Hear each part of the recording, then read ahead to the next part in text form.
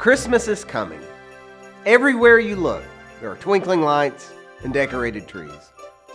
But did you know that in the Christian calendar, there's a season that comes between Thanksgiving and Christmas?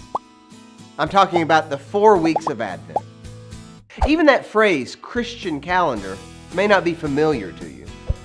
Most of the time when we talk about calendars, we think of the months between January and December. But actually, there are lots of calendars in the world. There's a school calendar that begins in early fall and runs to summer break. Each sport has its own calendar. I believe we're currently in the heart of football season, the beginning of basketball season, but baseball season won't start until spring. And most of us are all too aware of the tax calendar and its high holy day of April 15th. Well, the church has a calendar too.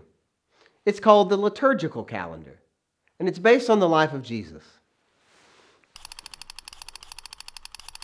The church year begins with the season of Advent at the end of November. The word Advent means coming, as in the coming of Jesus. After 4 weeks of Advent, we celebrate the birth of Christ at Christmas.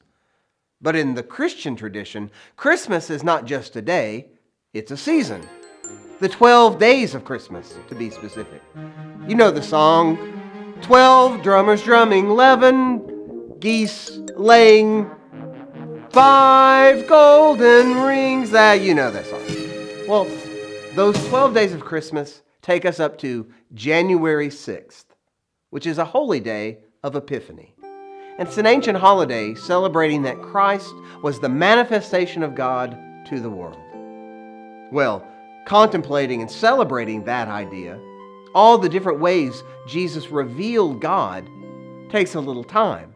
So we have the season of Epiphany.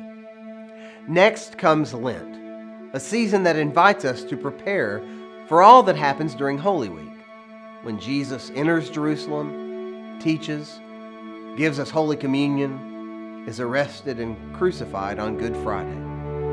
Which brings us to the joy of Easter.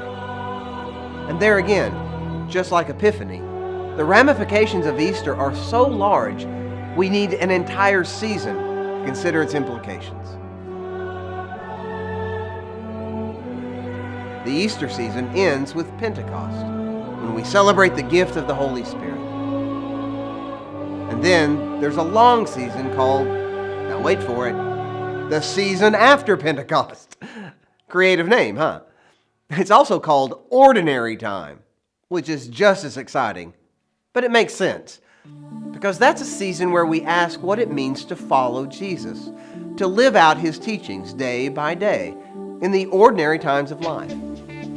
That long season ends with a celebration called Christ the King, which celebrates that, in the end, all creation will know that Jesus is King of Kings and Lord of Lords.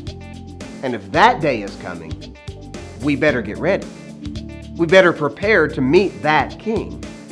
Which is convenient, because now we're back at Advent again, our time of preparing for the coming of Jesus Christ. So I say all that in order to say this.